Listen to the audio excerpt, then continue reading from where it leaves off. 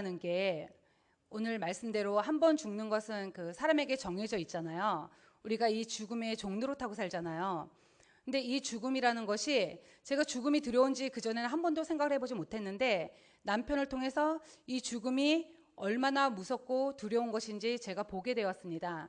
그리고 예수님의 부활의 복음이 어떻게 이 죽음의 공포를 한순간에 삼켜버리는지 제가 실제로 경험하게 되었습니다. 그래서 제가 오늘 이것에 대해서 간증을 나누려고 합니다. 저희 남편이 이제 말기 위암 환자다 보니까 이렇게 수술실에 들어갔는데 이제 개복을 했습니다. 개복을 했는데 엑스레이 상이나 촬영 상에는 안 나왔는데 전이 안 됐다 그래서 수술 가능하다 그래서 수술실에 들어갔었는데 열어보니까 이미 전이가 되었다고. 그래서 이제 저를 불러서 보게 하시고 수술 못한다. 그래서 이제 위 중간을 꼬매고 소장을 끌어다 이렇게 붙이는 문합 수술을 해주겠다. 그러니까 밥을 먹을 수 있도록 시간을 벌어준 거예요. 이 수술을 해줬습니다. 그리고 수술이 끝난 다음에 선생님께서 그 한 2달 반 정도 살 수 있다. 그래서 항암 치료를 할 건지 어떻게 할 건지 선택을 해라. 이래서 저희가 방법이 없었기 때문에 항암 치료를 선택을 했습니다. 그래서 그 항암 치료를 받는 동안 병원에 있으면서 암으로 죽어가는 사람들을 본의 아니게 많이 보게 되었습니다. 그 지금은 호스피스 병동이라든지 이런 시설들이 좀 많이 있잖아요. 그래서 임종을 앞두게 되면은 요즘은 병원에서 대부분 맞이하지 않고 그런 시설들로 옮기시잖아요. 근데 제가 있을 당시에는 병원에서 임종을 맞이할 수 있도록 해주셨기 때문에 그냥 제가 원하든 원치 않든 그냥 자연스럽게 그 죽어가는 사람들을 보게 되었습니다. 그리고 그때 당시 저는 불교 신자였습니다. 그 하나님이 살아계신지 천국이 있는지 지옥이 있는지 전혀 잘 모를 때였습니다. 그리고 이것은 눈에 보이는 것이 아니기 때문에 누군가 저에게 와서 하나님을 믿어라, 천국이 있다 이렇게 말을 해도 제가 믿을 수가 없었습니다. 이게 눈에 보이지 않는데 어떻게 믿냐, 나 못 믿는다 이러면서 제가 믿지 않았습니다. 그리고 오히려 예수 믿는 사람, 그 교회 다니는 사람들을 상당히 싫어했습니다. 제가 그때 몰라서 그랬습니다. 이해해 주세요. 이제 그리고 그런데 그 암으로 죽어가는 사람들의 제가 모습을 보면서 그 죽어가는 사람들의 모습을 보면서 사람이 죽을 때 우리 눈에 보이지는 않지만 반드시 누군가가 온다는 것을 제가 직감할 수 있었습니다. 그리고 제가 천국과 지옥이 있는지는 눈에 보이지 않아서 몰랐지만 그때 당시 그 죽어가는 사람들의 모습을 통해서 제가 천국과 지옥이 있구나 확신을 했습니다. 그리고 이 사람들이 죽을 때 반드시 누군가가 오는데 이 사람들은 그거를 보는 거예요. 그 보는데 그 데려오는 대상이 얼마나 두려움의 대상인지 이 사람들이 그걸 보고 두려움에 떠는 거예요. 그 두려움을 넘어서 공포 속에 떨었습니다. 제가 이 세상에서 표현할 수 있는 언어가 공포밖에 없어서 공포라고밖에 표현을 못 하겠는데 하여튼 공포 그 이상이라고 생각하시면 됩니다. 그러니까 또 이 사람들의 그 모습을 저도 지켜보면서 이게 눈에 보이는 게 아니거든요. 눈에 보이지는 않지만 이 죽음이, 이 데려오는 대상이 얼마나 무섭고 두려운 것인지 제가 똑똑히 볼 수 있었습니다. 그리고 이 사람들은 죽을 때도 그 편안히 임종을 맞이하지 못하고 끝까지 그 삶의 줄을 놓지 않으려고 몸부림치는 것을 제가 봤습니다. 그래서 제가 병원에 있으면서 그 암으로 죽어가는 사람들을 이제 여러 분 많이 뵀는데 그 중에서 제가 지금도 잊을 수 없는 딱 한 사람이 있는데 시간이 아무리 많이 지나도 이분은 절대 제가 잊을 수 없을 것 같습니다. 근데 이 환자의 이름은 제가 잘 기억하지를 못합니다. 근데 그 아내의 이름은 제가 지금도 잊을 수가 없습니다. 이 아내의 이름이 정자였는데 이 아내의 남편도 저희 남편과 똑같이 위암 말기 환자이고 병원에서 사형 선고 받은 상태이고 그리고 장이 막혀서 아무것도 먹지 못해서 기운이 하나도 없는 상태였는데 이 상태에서 갑자기 그 아내의 이름을 막 부르는 겁니다. 어떻게 불렀냐면 정자야 무서워 정자 이러면서 아주 큰 소리로 미친 듯이 소리를 지르는 겁니다. 근데 그때 그 환자의 아내하고 저하고 병실 밖에서 얘기를 하고 있었거든요. 그러니까 남편이 이렇게 소리를 지르니까 아내가 이 소리를 듣고 남편 옆으로 뛰어갔는데 장이 막혀서 아무것도 먹지 못해서 기운이 하나도 없는 그 환자가 어디서 그런 힘이 났는지 이렇게 환자가 누워 있잖아요. 이렇게 누워 있는 상태에서 아내가 오니까 그냥 이렇게 누워 있는 상태에서 헤드락을 목을 그냥 딱 감싸가지고 그냥 꽉 끼는 거예요. 누워 있는 상태에서. 그러면서 같이 죽자고.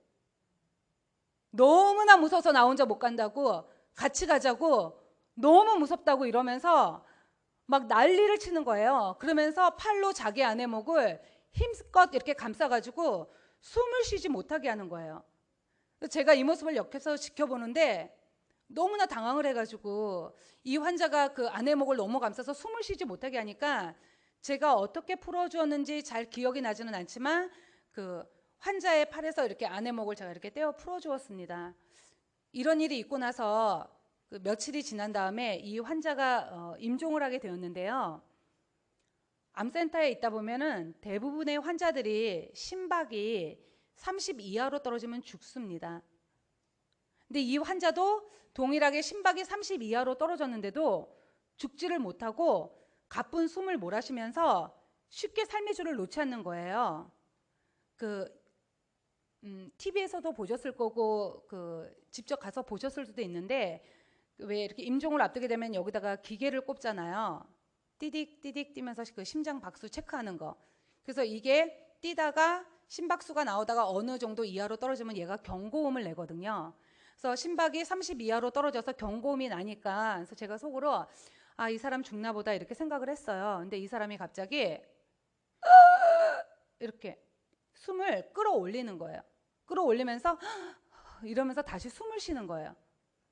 그 상태에서 또 조금 숨을 쉬다가 심박이 또 30 이하로 떨어지는 거예요. 또 경고음이 나니까 저는 아, 이번에는 정말 죽나 보다 이렇게 속으로 생각을 했어요. 근데 또 이분이 처음과 동일하게 이렇게 끌어올리면서 다시 숨을 쉬는 거예요. 근데 이거를 3일 동안이나 계속해서 반복을 하는 거예요. 이걸 옆에서 지켜보는데 너무나 힘들고 너무나 고통스러워 보이는 거예요.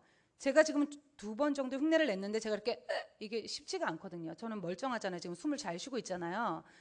근데 이게 쉽지가 않은데 제가 만약에 그 사람이라면 너무나 힘들고 고통스러운데 그냥 저 같으면 제가 그 사람이 그냥 삶의 줄을 놓을 것 같은데 그렇지가 않은 거예요. 그리고 이 환자가 또 집이 지방이었어요. 그래서 이제 임종을 하면 지방으로 가야 되니까 앰뷸런스를 대기를 시켰는데 이 사람이 이렇게 3일을 버티니까 이 환자의 아내도 나중에는 지치는 거예요. 그리고 눈에 보이는 이 환자의 겉모습은 정말 말이 아니었습니다. 어땠냐면 이 눈에 실필줄들이 있잖아요. 이게 다 터져서 눈이 그냥 빨간 거예요. 빨가면서 눈에서는 피눈물처럼 그런 피눈물이 나고 그리고 아무것도 먹지 못하니까 닌게를 맞거든요. 닌게를 맞으면 몸이 붓습니다. 근데 그냥 보통 붓는 게 아니고요. 저도 처음 봤는데 엄청나게 많이 붓습니다. 그래서 그 병원에서 제일 큰 환자복도 맞지가 않는 거예요. 그러니까 맞지가 않으니까 입힐 수가 없어요. 그러니까 이거 벗기게 되는 거예요. 그러니까 벗기고 이제 제일 큰 속옷을 사서 속옷 한 장만 입혀놨습니다. 그리고 또 이제 사람이 임종할 때가 되면은 장기 중에서 콩팥이 신장의 기능을 제일 먼저 멈추기 때문에 소변이 정상적으로 배출이 되지 않습니다. 그래서 마치 이렇게 또아리를 틀어놓은 것처럼 고무풍선에 물을 가득 넣으면 이렇게 팽팽해지잖아요. 그래서 바늘로 구멍을 뻥뻥뻥 이렇게 뚫어놓은 것처럼 몸에서 소변이 그런 식으로 빠져나오는 겁니다. 그러니까 소변이 이렇게 나오니까 속옷도 젖고 시트도 젖잖아요. 근데 제가 그 아내를 도와줘도 몸이 너무 부어있으니까 이거를 갈아입힐 수가 없어요. 벗겨지지도 않고 어떻게 할 수도 없고 되지가 않아요. 그러니까 이 환자 옆에 가면 소변 냄새가 진동을 하는 겁니다. 그러니까 보기에도 그냥 그 사람 보기에도 너무나 무섭고 끔찍한 거예요. 그리고 이 사람이 그런 모습과 그런 숨소리로 그렇게 3일을 버티다가 임종을 하게 되었는데 임종할 때도 이렇게 눈을 감지 못하고요. 그냥 눈을 이렇게 힘을 이렇게 부르뜨고 그냥 임종을 했습니다. 이 환자가 죽을 때까지 제가 옆에서 이 환자의 모습을 지켜보면서 제 마음에 어떤 생각이 들었냐면 아, 이 사람이 삶의 줄을 쉽게 놓지 못하는구나. 지금 죽지 않으려고 발버둥 치는 거구나. 제 눈에 이 사람의 모습이 그렇게 보였습니다. 그러니까 너무 두려운 거예요. 저희 남편도 그 사람과 동일하게 사형 선고를 받은 상태이고, 이 사람 죽고 나서 얼마 안 있다가 우리 신랑 소천했거든요. 그러니까 본인도 사형 선고를 받은 상태이고, 그리고 본인이 저런 모습으로 죽는다고 생각하면 얼마나 무섭고 두렵고 끔찍할까. 제가 이 생각이 들어서 그 남편이 그 환자의 죽어가는 모습을 보지 못하도록 제가 커튼을 쳐주었습니다. 그리고 이 사람이 가끔 소리를 지르는데요, 그냥 이 소리 한 번만 들어도요, 멀쩡한 사람도요, 소름이 쫙 끼칩니다. 그래서 저희 남편이 그 소리 지르는 그 소리와 숨소리를 듣지 못하도록 제가 남편의 귀를 막아주었습니다. 저희가 그때 4인실에 있었는데 명절이 끼는 바람에 2명은 퇴원을 하고 그분하고 저희 신랑만 단둘이 있었거든요. 그러니까 보지 못하게 하고 듣지 못하게 했지만 이미 아무 소용이 없었습니다. 그 남편하고 저에게는 이 죽음의 공포가 그대로 임해버렸습니다. 이 죽음이 너무나 두려워서 그냥 아무것도 생각할 수 없는 그런 상태가 된 거예요. 그러니까 다른 사람이 저희를 볼 때 넋이 나간 사람처럼 보이더래요. 이렇게 멍하니 이렇게 앉아 있더래요. 그러니까 그런 상태가 되었습니다. 그러니까 남편이 두려워할까봐 보지 못하겠지만 남편의 머릿속에는 죽음의 공포가 이게 가득 찬 듯했습니다. 이 사람 눈에는요, 어린 2아이들도 보이지 않는 것 같았고요. 그리고 아내인 저도 보이지 않는 듯했습니다. 그리고 부모님도 안중에 없는 듯했습니다. 이 사람 입에서 나오는 모든 말은 그냥 오로지 나 편안히 죽고 싶다. 나 저 사람처럼 저렇게 죽고 싶지 않다. 나 저거 싫어. 지은아, 나 편안히 죽고 싶어. 이거를요, 계속해서 반복해서 이 사람 입에서 나오는 말은 이거 외에는 다른 말이 없어요. 이것만 계속해서 반복해서 말을 하는 거예요.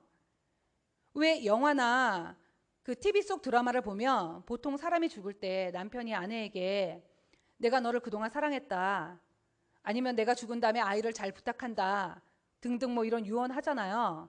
그건 정말 TV에서나 나오는 얘기고요. 그런 유언 없었고요. 오로지 자신이 죽는다는 사실, 그거 하나. 이 사람 머릿속에는 죽음만 가득한 거예요. 왜 마음에 가득한 것이 입으로 나온다고, 마음에 가득한 것이 입으로 나오고 그게 어느 날 행동으로 나오기도 하잖아요. 그러니까 이 사람 마음과 머릿속에는 자신이 죽는다는 사실, 이거 외에는 아무것도 없는 거예요. 그러니까 이거 외에는 아무것도 보이지 않고 아무것도 들리지가 않는 거예요. 그런데 더 놀라운 사실은 뭐냐면 남편도 남편이지만 제가 이 죽음이 너무나 두려웠습니다. 실제 죽는 건 남편이 죽는 거지 제가 죽는 게 아니거든요. 저 그때 아주 건강했거든요. 그런데 이 죽음이 너무나 두려워서 제가 아무것도 생각할 수 없는 그냥 공황 상태가 되어버렸어요. 공황 상태 아시죠? 그러니까 이 죽음의 문제가 저에게 실제가 되어버린 거예요.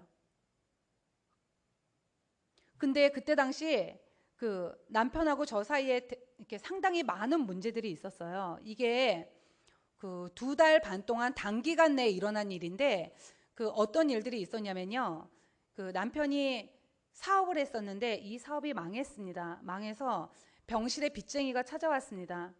그 남편이 하던 사업 중에 건축 계통이었기 때문에 빌라를 짓는 것이 있었는데 남편이 마지막 입원을 하고 이제 가망이 없다는 것을 이제 현장 소장이 알게 되면서 이분이 이제 초기 자금으로 이렇게 준 돈이 있어요. 이 돈을 들고 도망을 갔습니다. 그래서 건축주가 나중에 병실로 찾아왔습니다. 그리고 제가 그때 30 초반이었는데 우리 보통 기반이라 그러죠. 제가 그러니까 목동에 집도 마련해 놓고 이제 웬만큼 기반을 잡아놨습니다. 그래서 돈을 벌기만 되면 상황이었는데 이 상황에서 이제 집에 차압이 들어오고 그냥 쫄딱 망했습니다. 그리고 저희 아이들이 3살, 4살로 너무나 어렸습니다.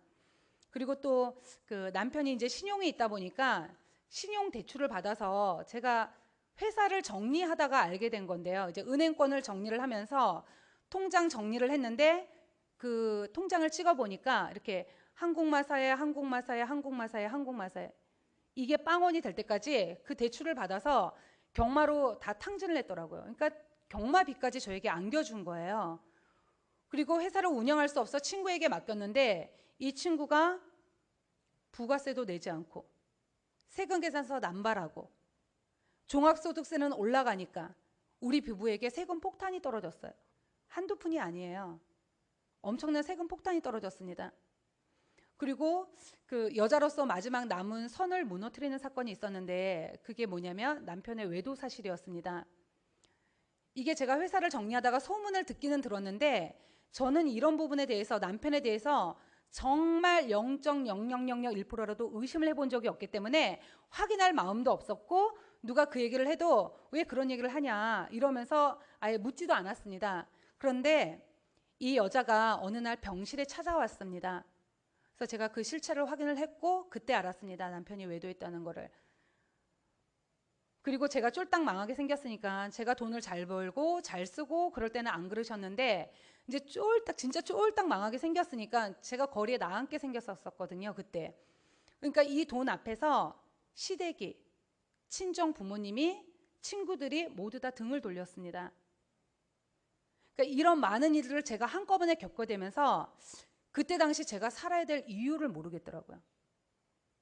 제가 살아야 될 희망도 안 보이고 살아야 될 소망도 안 보이고 아무것도 보이지가 않는 거예요. 다 나를 버려도 되는데 날 낳아주신 내 부모님이 돈 앞에서 등을 돌리시는 것을 보면서 제가 이런 얘기하면 저희 부모님 되게 억울해 하시는데요. 저희 부모님 이제 저보고 이제 그때 정신 차려서 네가 정리를 해라 그런 의미로 말씀을 하셨다고 하셨는데 제가 받을 때 그 당시에 그 얘기는 저한테 죽으라는 얘기였거든요. 정말 너무나 힘들었는데 그 얘기를 딱 하시는데 전 진짜 그래서 이 부모님이 돈 앞에서 등을 돌리시는 것을 보면서 내가 이 세상에서 의지할 사람이 아무도 없구나. 이 세상에서 나를 도와줄 사람이 단 한 사람도 없구나. 나 죽어야 되는구나. 제가 이걸 생각했을 때 제 머릿속에서 자살을 생각했습니다. 모든 것이 힘들고 그냥 이대로 끝내고 싶고 더 이상 아무것도 하고 싶지가 않은 거예요. 내가 여기서 도대체 뭘 하고 있는지를 모르겠는 거예요. 내가 여기서 왜 이런 미친 짓을 하고 있지? 막 이러면서 그냥 다 놓고 싶은 거예요. 절대 어린 두 아이들도 생각이 나질 않는 거예요. 남편은 어차피 죽을 거니까 남편이 뭘 했고 어떤 일을 했어도 제가 다 감당을 해야 된다고 생각을 했습니다. 이제 그것도 남편을 위해서라기보다 나중에 후회할까 봐. 이렇게 왜 사람 죽고 나면 그 남편이 죽은 다음에 내가 좀 더 잘해줄 걸, 내가 좀 더 참을 걸 하는 이런 마음이 들까 봐 남편이 어떤 일을 했고 무엇을 했어도 내가 다 감당하자. 어차피 이 사람 죽을 거니까.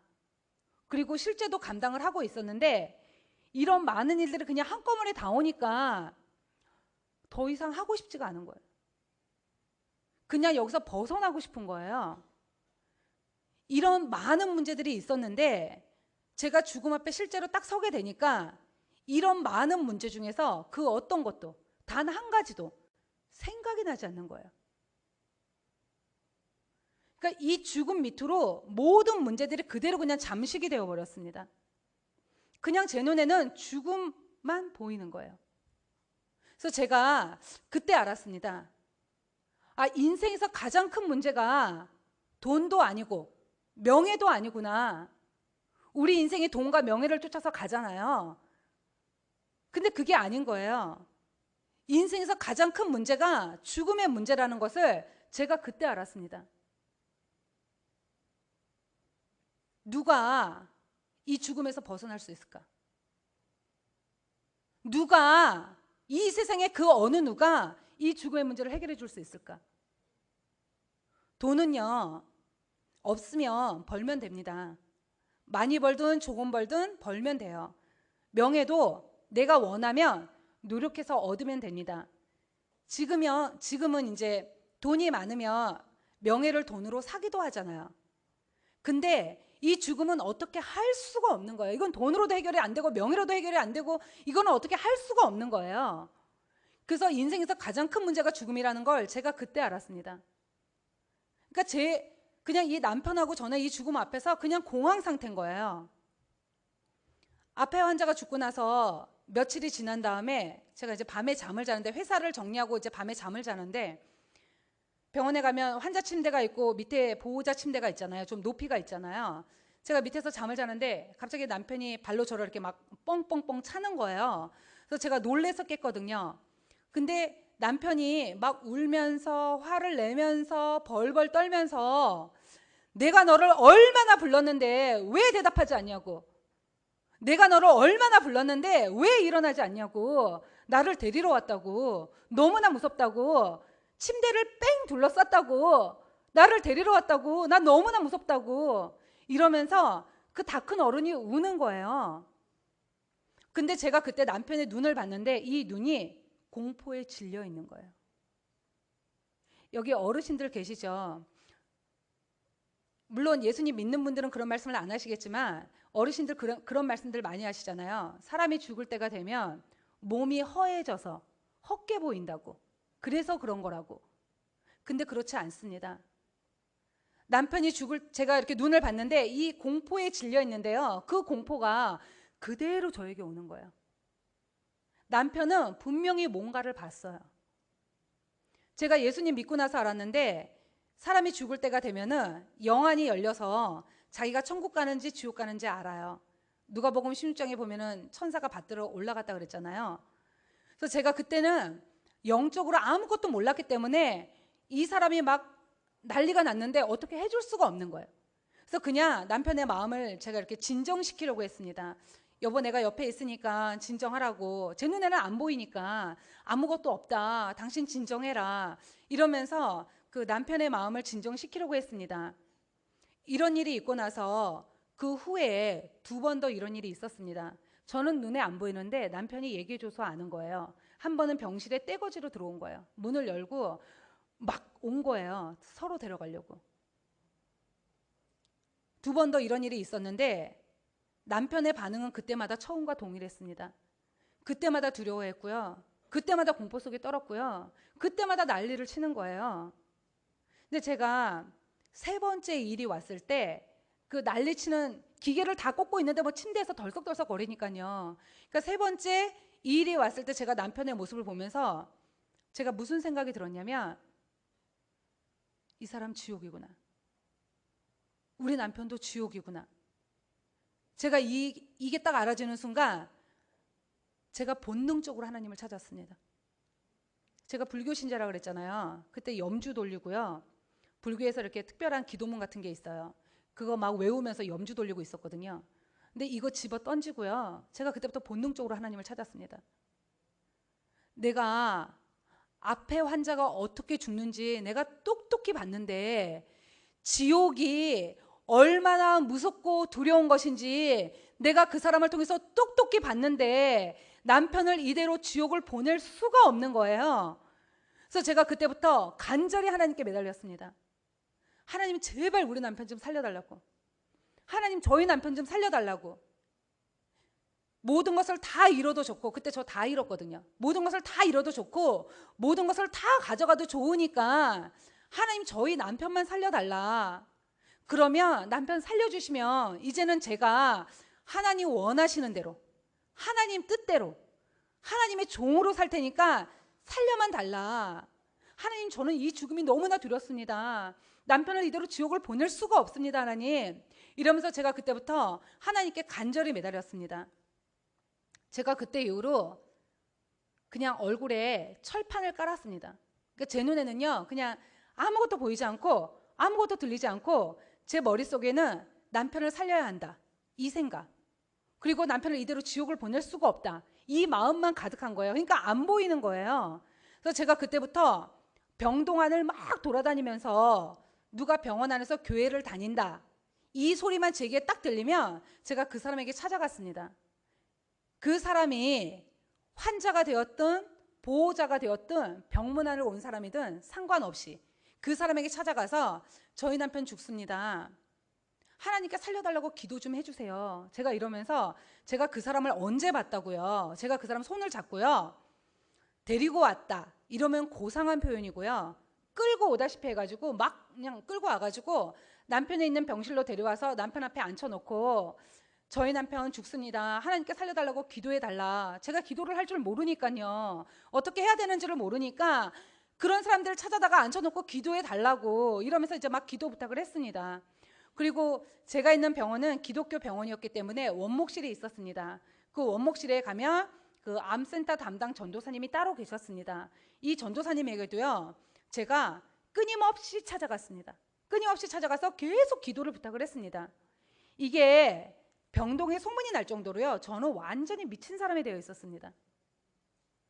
제가 원래 되게 깔끔한 사람이에요. 집도 깨끗이 청소하고 되게 하여튼 뭐든지 깔끔한 사람인데, 남한테 피해를 주거나 피해 받는 것도 싫어하고요, 아쉬운 소리를 하거나 이런 거 하지 않습니다. 그냥 없으면 없는 대로 그렇게 사는 사람인데요, 이 죽음 앞에서는요, 자존심도 필요 없고요, 이 죽음 앞에서는요, 이성도 상식도 아무것도 보이지가 않더라고요. 그냥 내 머릿속에는 남편을 살려야 한다는 이 생각, 이거 외에는 아무것도 없는 거예요. 근데 이런 저에게 하나님께서 정확히 남편이 죽기 2주 전에 저의 기도에 응답하셔서 그 한 언니를 보내주셨어요. 제가 집이 서울이거든요. 근데 지금 교회는 춘천으로 가요. 그때 이후로 한 번도 빼놓지 않고 매주 갑니다. 그러니까 이 언니가 춘천 한마음교회 출석하고 계셨던 분이셔요.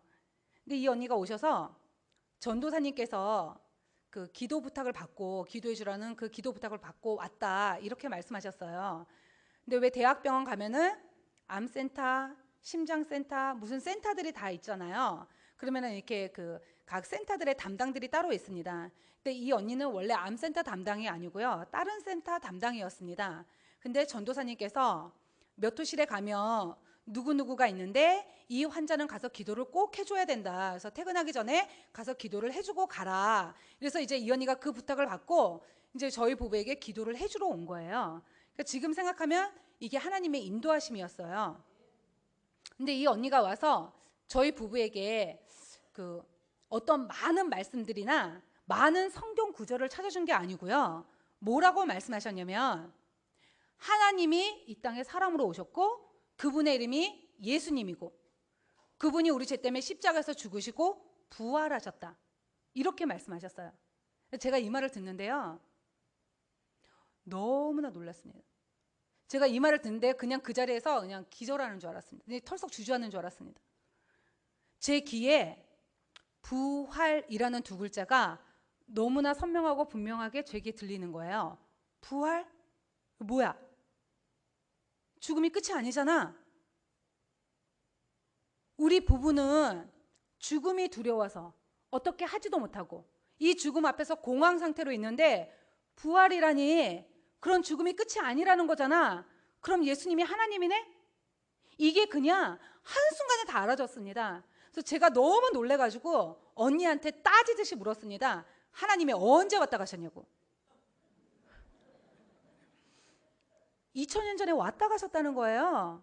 그래서 제가 벌써 왔다 가셨냐고. 이분이 부활하셨으면 하나님이 맞다고. 그러니까 부활로 예수님이 하나님으로 딱 확증이 되는 순간 내가 이분을 믿지 않았구나. 그래서 제가 언니에게 나는 정말 예수님이 하나님인 줄 몰랐다고. 제가 학교 다닐 때 4대 성인 중에 한 분이라고 배웠거든요. 나는 정말 예수님이 하나님인 줄 몰랐다고. 저는요, 예수님이 그리스도 로마 신화에서 나오는 것처럼, 신화 아시죠? 사람이 만든 거잖아요. 그래서 저는 교회 다니는 사람들이, 기독교인들이 만든 신인 줄 알았지 정말 예수님이 하나님인 줄 몰랐거든요. 그래서 내가 이분을 믿지 않았구나. 이분이 부활하셨었는데 내 이분을 믿지 않았구나. 그래서 제가 언니한테 내 이분을 믿지 않았다고, 제가 이분을 믿겠다고 언니한테 얘기를 했습니다. 제가 깔끔한 성격이라 남의 피해 주는 것도 싫어하고 피해 받는 것도 싫어하고 제 인생에서 제 나름대로 착하고 성실하게 살았는데 왜 이런 많은 일들이 한꺼번에 나한테 오나, 이런 마음이 들면서 제 평생에 한 번도 하나님 찾은 적이 없으면서 힘든 일이 딱 오니까 제가 원망을 하나님께 하고 있더라고요. 제가 있던 병원에 5층에 가면 예배당이 있거든요. 제가 거짓말하는 게 아니고요, 그 예배당에 가가지고요 삿대질하면서요, 이해하세요? 제가 그때는 몰라서 그랬습니다. 삿대질하면서 하나님이라고도 안 그랬어요. 당신 나한테 왜 이러시냐고. 내가 뭘 그렇게 잘못해가지고 이걸 내가 이렇게 한꺼번에 다 겪어야 되냐고. 당신 나한테 도대체 왜 이러시냐고. 이러면서 제가 막 그냥 1시간 동안 난리를 치다가 제가 하나님께 무릎을 꿇었습니다. 하나님 살려달라고. 부활로, 이 땅에 없는 부활로 모든 사람에게 천치 바보라도 믿을 수 있는 확실한 증거를 주셨는데도 불구하고 내가 이분을 믿지 않고 내 인생에 내가 주인 되어서 산 삶의 결과가 그 모양 그 꼴이더라고요. 왜 무슨 일 생기면 너 때문이야, 막 환경 때문이야 이러면서 원망하잖아요. 근데 제가 이건 누구 때문도 아니고요, 환경 때문도 아니고요, 하나님이 아들을 보내셔서 이분을 십자가에서 죽이시고 부활로 모든 사람에게 믿을 만한 증거를 줬는데도 불구하고 내가 이분을 믿지 않고 내 마음에서 예수님을 배척하고 내 인생에 내가 주인 돼서 내 육체가 원하는 대로, 내 마음이 원하는 대로 살았더니 결과가 이거더라고요. 그래서 내가 이분을 믿지 않았구나, 예수님을 믿지 않았구나, 예수 믿지 않은 죄, 요한복음 16장 9절의 죄, 이 죄를 아버지 하나님께 회개하고 예수님을 마음의 주인으로 영접하였습니다. 저희 남편이 죽기 2주 전이었기 때문에 통증이 무지하게 심하잖아요. 상당히 심했는데 그 진통제 중에서 가장 센 마약성 진통제 중에서 몰핀이라고 있습니다. 몰핀을 맨 처음에 약하게 맞다가 점점 농도를 높이거든요. 이거를 맞으면 신경이 마비가 되기 때문에 말도 어눌하게 하고 소리도 잘 듣지를 못합니다. 그리고 죽기 2주 전이었기 때문에 동공이 거의 풀려있는 상태였는데 저희 남편도 이 동공을 먹으면서 너무나 간절한 눈빛으로 이 복음을 들었고 저희 부부는 예수님을 마음의 주인으로 영접하였습니다. 그렇게 죽음에 벌벌 떨고 진짜 넋이 나간 사람처럼 있었는데 이 부활을 듣는 순간 죽음의 공포가 마음에서 한순간에 싹 사라지고 마음의 평강이 임하는 것을 제가 알 수 있었습니다. 부활이 죽음의 공포를 한순간에 삼켜버린 것입니다. 할렐루야. 우리는 죽음의 문제를 해결받은 자입니다. 예수님을 영접하고 나서 2주 후에, 그게 이제 2004년 2월 14일 토요일 날 저녁이었는데요. 제가 있는 병원에는 임종을 앞두게 되면은 1인실로 옮길 것을 권합니다. 이거는 이제 옮겨도 되고 안 옮겨도 됩니다. 근데 저희 부부는 옮겼습니다. 옮기고, 그리고 저희 시어머니께서 간호사세요. 간호사셨기 때문에 지은아 오늘은 넘기겠다. 그래서 내가 집에 갔다가 내일 다시 오마 하시고 이제 집에 가셨어요. 집에 가시고 이제 남편하고 저하고 단둘이 있게 되었는데, 근데 어머님 가시고 나서 이제 제가 주는 나를 기르시는 목자요, 이게 생각이 나는 거예요. 제가 이 찬양 잘 모르거든요. 근데 제가 그냥 아는 대로, 제가 아는 만큼 남편에게 불러주고 여보 이제 편안히 가라. 내가 회사 일도 다 정리했고 모든 것을 다 정리했으니까 이제 편안히 가라. 그리고 당신 천국 가서 하나님 만나면 내가 이 두 아이들을 잘 키울 수 있도록 하나님께 부탁을 해라. 제가 이렇게 얘기를 했습니다. 이 얘기를 하고 나서 조금 있다가 이제 남편의 맥박이 막 떨어지기 시작을 하는 거예요. 근데 맥박이 30쯤 되었을 때 그 놀라운 일이 일어났습니다. 그리고 남편은 소천을 하였습니다. 어떤 놀라운 일이 일어났냐면요, 그 남편이 장이 막혀서 암덩어리들이 다 장을 누르고 있었기 때문에 먹을 수가 없었습니다. 그래서 2달 반을 굶었는데요. 사람이 2달 반을 굶으니까 얼굴에 이렇게 뼈만 남는 거예요. 이렇게 가죽하고 뼈만 남더라고, 해골처럼. 그리고 눈은 안구가 안으로 꺼져서 이 눈꺼풀도 감기지 못하는 상태였고요. 그리고 이 눈동자는 티미하게 죽어 있었습니다. 그 왜 동태눈이라 그러죠. 그렇게 죽어 있었고, 그리고 입이 마를까봐 제가 꺼지에다가 계속 물을 묻혀서 혀랑 입술이랑 계속 닦아주었거든요. 근데 혀를 이렇게 누르니까 돌처럼 굳어 있더라고요. 그리고 혼수 상태였습니다. 그러니까 이 상태에서 맥박이 갑자기 떨어지기 시작을 한 거예요. 근데 그래서 제가 의사 선생님을 불렀거든요. 근데 의사 선생님이 도착하시기도 전에 맥박이 한 30쯤 되었을 때 이 사람이 이렇게 환하게 웃는 거예요. 그냥 웃는 게 아니고요, 한박 웃음 아시죠? 입술이 얼굴이 반이 되도록 아주 환하게 썩 웃는 거예요. 그래서 제가 이걸 보는데 너무 놀랐습니다. 제가 앞에서 남편의 상태를 말씀드렸잖아요. 절대 웃을 수 있는 일이 아닌데, 절대 웃을 수 있는 상황이 아닌데 이 사람이 웃는 거예요. 그래서 제가 이 사람 왜 웃지? 그래서 제가 속으로 누가 데리러 왔는데 어이없어서 웃는 건가? 그거 아닌 것 같고, 그러면 그동안 나한테 고맙다고 웃는 건가? 그것도 아닌 것 같고, 이 사람 왜 웃지? 모르겠는 거예요. 근데 이렇게 환하게 웃다가 이게 확 계속 웃고 있다가 심장이 띠 하고 이렇게 멈추는 순간 남편이 얼굴이 그 원래 얼굴로 돌아갔습니다. 근데 이 임종을 저 혼자 봤거든요. 그래서 제가 이거를 그 누구에게도 말을 하지 않았습니다. 왜 말을 안 했냐면 내가 이걸 얘기하면 이걸 누가 믿어줄까 도대체. 남편이 웃었다. 임종을 앞두고 웃었다. 빼싹 말랐는데 이걸 얘기하면 누가 믿어줄까. 제가 이 마음이 들어서 그 누구에게도 이 사실을 얘기하지 않았습니다. 그러니까 남편을 그렇게 보내고 나서 제 하루 일과가 아침에 일어나면 아이들을 씻기고 챙겨가지고 그 남편의 유골이 안치되어 있는 낙골당에 가서 시간을 보낸 다음에 그 오후가 되면 이제 일산 호수공원으로 넘어와서 거기서 또 시간을 다 보낸 다음에 저녁이 되어서 집으로 돌아갔습니다. 제가 이 삶을 왜 계속 반복을 했냐면요. 아픈 남편이었어도 옆에서 함께 얘기하고 뭐 함께 의논하고 모든 걸 함께 했는데 이 사람이 없어지니까 이 자리가, 이 남편의 자리가 너무나 크고 너무나 허전하고 이걸 어떻게 하지를 못하겠는 거예요, 제가. 그러니까 제가 그냥 밖으로만 맴맴 도는 거예요. 그리고 여러 가지 힘든 일도 있었는데, 근데 제가 이런 시간을 보내고 있던 그 어느 날 처음 저에게 부활의 복음을 전해주었던 그 언니의 권유로 2월 달에 남편 장례식 치르고 2004년 5월 달에 이제 춘천 한마음교회를 가게 되었습니다. 그러니까 제가 태어나서 처음 교회를 간 거예요.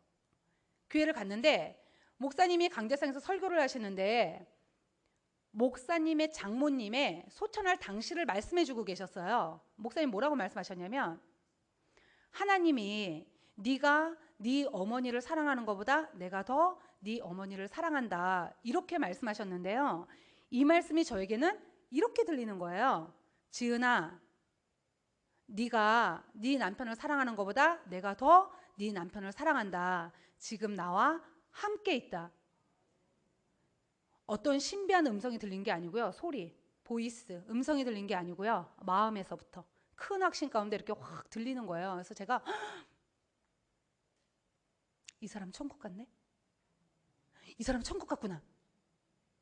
제가 이게 확실해지면서 제가 애들한테 가가지고 야, 얘들아, 니네 아빠 천국 가셨어. 우리가 나중에 가서 만나면 돼. 제가 이렇게 아이들한테 얘기를 해줬습니다. 이런 일이 있고 나서요. 남편에 대한 모든 생각을 접었습니다.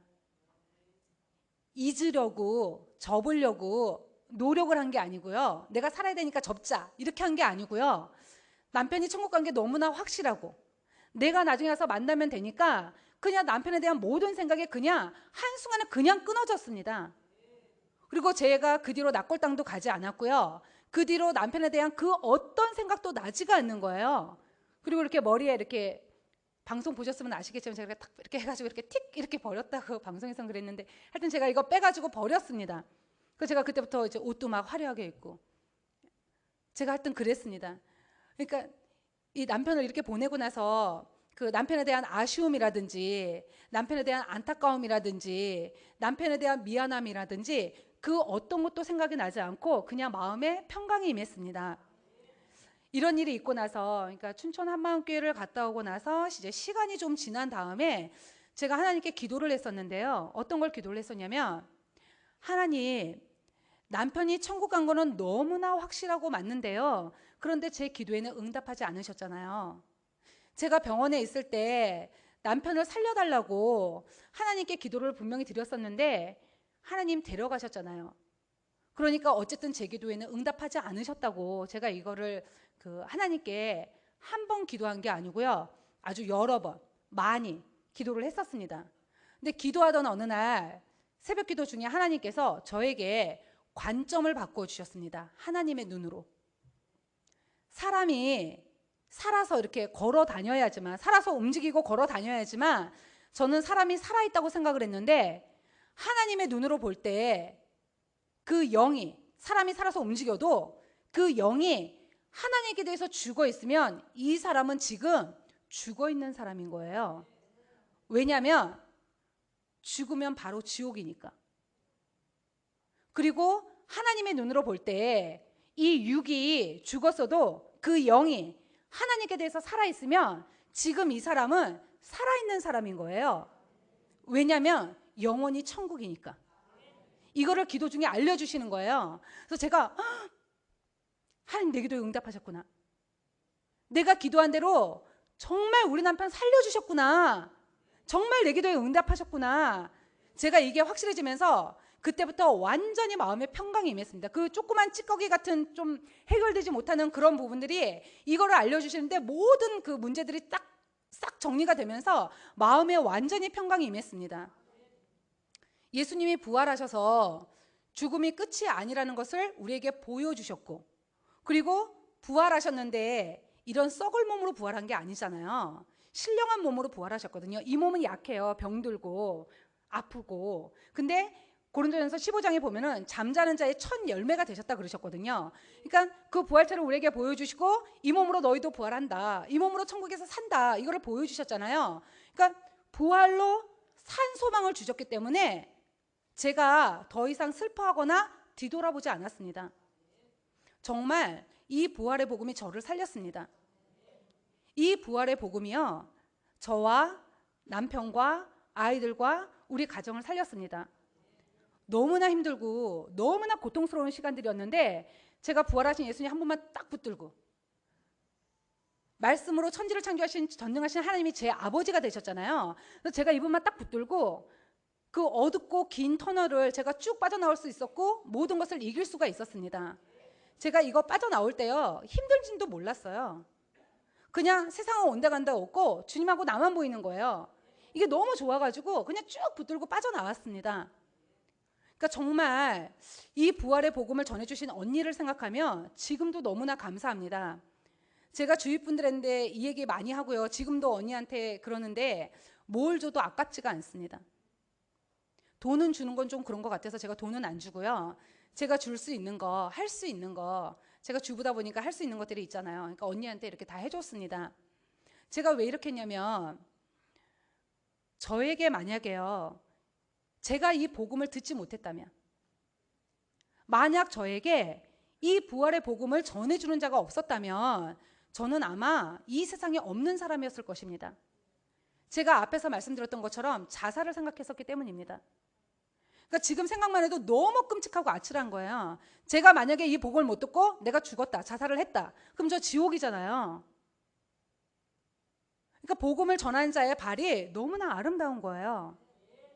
제가 이 복음을 듣고 제가 살아나고 나서 나 같은 사람이 있겠구나. 저처럼, 저 정말 갈 길 모르고 헤맸거든요. 해결할 수가 없으니까. 저처럼 갈 길을 모르고 눌리고 포로된 영혼들이 있겠구나. 제가 이 생각이 들면서 나도 이 영혼들에게 가야 되겠구나. 내가 이 영혼들에게 가가지고 나도 이 부활의 복음을 전해야 되겠구나. 갈급한 영혼에게, 제가 갈급했잖아요. 갈급한 영혼에게 나에게서 어떤 능력이 나가는 것이 아니라 복음 자체의 능력이 있기 때문에 갈급한 영혼에게 내가 가지고 있는 이 복음을 입술을 열기만 하면 성령께서 역사하시고 그 영혼을 살리실 수가 있는데, 내가 이 복음을 받고도, 내가 이 복음을 듣고도 입술을 열지 않는다면 하나님께서 저에게 핏값을 취하는 것이 너무나 마땅하고 당연하다는 생각이 들었습니다. 로마서 10장 14절에서 15절의 말씀을 보면은요, 복음을 전한 자의 발이 아름답다고 했습니다. 복음을 전하지 않는데 어떻게 들을 수 있겠습니까? 그래서 제가 이때부터 막 복음을 전하기 시작을 했어요. 제가 말씀을 많이 알아서 한 게 아니고요, 가만히 있으면 안 될 것 같은 거예요. 그래서 막 프린트 막 해가지고요, 막 전도지 만들어가지고, 제가 이거 하다가요, 이거 전도지 주다가요, 욕도 많이 얻어먹었어요. 재수없다는 얘기도 들었고요, 아래로 막 훑으면서 가는 사람 바쁘게. 근데 상관이 없는 거예요. 안 하면 안 될 것 같은 거예요. 그래서 막 했거든요. 제가 앞에서 말씀드렸던 것처럼 인생에서 가장 큰 문제는 죽음의 문제입니다. 이 죽음 앞에서는요, 아무것도 문제가 되지 않더라고요. 내가 오늘 죽는데 돈이 나에게 무슨 소용이고, 돈이 아무리 많으면 뭐합니까? 내가 오늘 죽는데 명예가 아무리 높으면 뭐합니까? 내가 오늘 죽는데 인간관계에 걸려 있다면, 원수 맺은 것이 있다면 용서하지 못할 것이 없더라고요. 인생에서 가장 큰 문제는 죽음의 문제고요. 이 죽음의 문제는요, 이 세상의 그 어떤 것으로도 절대 해결할 수가 없었습니다. 오직 예수님의 부활로 이 죽음의 문제를 해결해 주셨습니다. 저는 죽음의 문제를 해결받은 자입니다. 제가 예수님 믿고 나서요, 살아야 될 이유를 잘 모르겠는 거예요. 그래서 제가 하나님 빨리 저 좀 데려가시라고, 나 죽었으면 좋겠다고, 데려가시라고 이렇게 막 기도를 했어요. 근데 하나님께서 사명이 있다고, 그거 감당하고 오라고 이렇게 말씀하시더라고요. 전능자 하나님께서 이 땅에 사람으로 오셔서 부활로 인생에서 가장 큰 죽음의 문제를 해결해 주셨습니다. 예수님이 십자가에서 죽으시고 부활하셔서 사망의 권세를 깨트리셨고 승천하셔서 지금 하늘 보좌 우편에 살아계시고 하늘과 땅의 모든 것을 가지시고 만왕의 왕이시고 만유의 주인이신 이분이 내 안에 들어오셔서, 영으로 연결이 되어 있잖아요. 내 안에 들어오셔서 영원토록 나와 함께 하시는데 아무것도 문제될 것이 없더라고요. 인생에서 가장 큰 죽음의 문제를 해결받았는데 뭐가 문제가 되겠습니까? 죽음의 문제를 해결받았다는 건요, 인생의 모든 문제를 해결받은 거예요. 왜냐하면 죽음 앞에서는 아무것도 문제가 되지 않기 때문에. 이분이 나와 함께 하시는데 두려울 것이 없더라고요. 못할 것이 없는 거예요. 제가 이게 알아지면서 너무나 감격이 되는 거예요. 그래서 빌립보서 4장 13절의 말씀처럼 나에게 능력 주시는 자 안에서 내가 모든 것을 할 수 있다. 이 바울의 고백이 무슨 고백인지 제가 알게 되었습니다.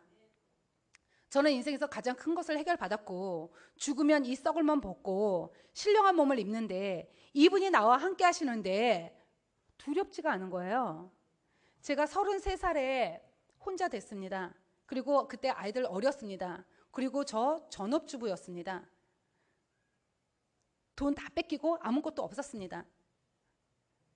남편이 죽고 나면 어떻게 살까 하는 이런 염려들, 두려움 있을 수가 있잖아요. 그런데 두렵지가 않은 거예요. 다 나를 몰라도 되고 다 나를 버려도 되고 이분이 나와 함께 하시니까 두렵지가 않은 거예요. 그래서 제가 이 세상에 살면서 내가 이제 살면서 할 거는 오직 복음 증거 이거밖에 없구나. 이게 제 삶의 목적이 된 것입니다. 제가 부활하신 예수님을 만난 지 지금 만 9년이라는 세월이 지났거든요. 근데 복음 증거하는 사명이 제 생명보다 귀하다는 마음은 지금도 변함이 없습니다. 이 사명은요, 저기 마태복음 28장 써 있잖아요. 부활하셔서 하나님께 받은 사명입니다. 사람에게 받은 게 아니고요, 하나님께 받은 사명입니다. 그래서 제 삶의 목적은 복음을 전해서 영혼을 살리고 그 영혼을 양육해서 이 영혼이 또 다른 누군가에게 복음을 전하고 그 영혼이 또 그 영혼을 양육할 수 있게, 이게 제 삶의 목적입니다. 하나님, 천국, 지옥, 이것은 눈에 보이는 것이 아닙니다. 저는요, 남편을 통해서 그런 세계가 있는가 보다 하는 생각을 했지만 저 같은 경험이 없는 사람들도 있잖아요. 근데 하나님께서는 예수님의 부활로 보이지 않는 모든 세계를 다 믿을 수 있도록 저 같은 경험이 있든 없든 모든 사람이 다 믿을 수 있도록 해주셨습니다. 각자의 경험을 통해서 보이지 않는 하나님이나 천국을 믿는 것이 아니라 오직 예수님의 부활로 확실히 믿는 것입니다.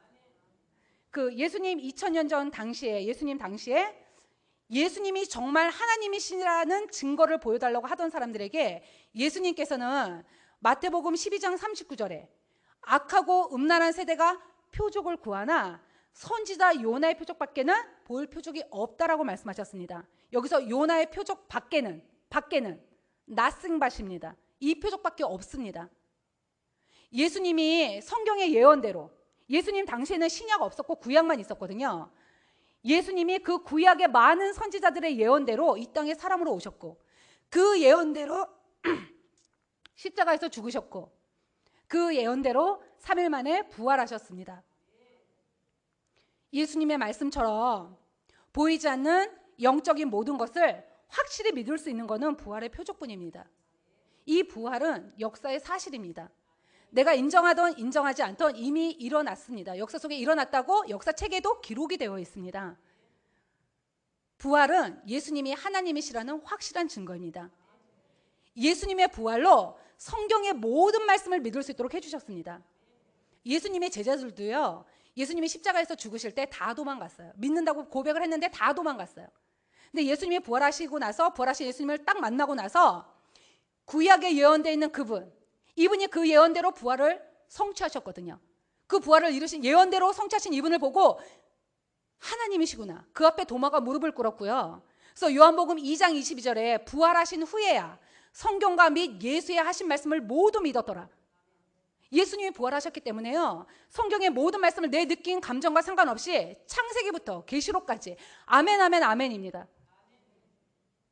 전능자 하나님께서 말씀으로 천지를 창조하셨습니다. 말씀이요. 근데 이 전능자 하나님이 직접 이 땅에 육체를 입고 사람으로 오셨습니다. 이분이 우리 죄 때문에 십자가에서 죽으셨습니다.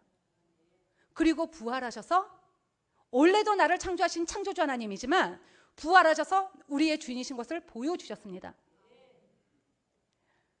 이 사건은요, 이 세상에 그 어떤 것보다 너무나 크고 중요한 사건입니다. 그래서 제 인생에 이것만큼 크고 중요한 일이 없기 때문에 제가 이분 앞에서 다른 것을 붙들 수가 없습니다. 제 인생에 어떤 일이 전능자 하나님께서 나 때문에 죽으시고 부활하신 것보다 더 클 수 있겠습니까? 돈의 문제도, 자식의 문제도, 남편의 문제도, 죽음의 문제도, 그 어떤 것도 전능자 하나님이 나 때문에 이 세상에 오셔서 죽으시고 부활하신 것보다 더 클 수가 없는 겁니다. 아들을 내어주신 이분 앞에서 제가 무엇을 더 중요하게 생각할 수 있겠습니까? 아무것도 없습니다.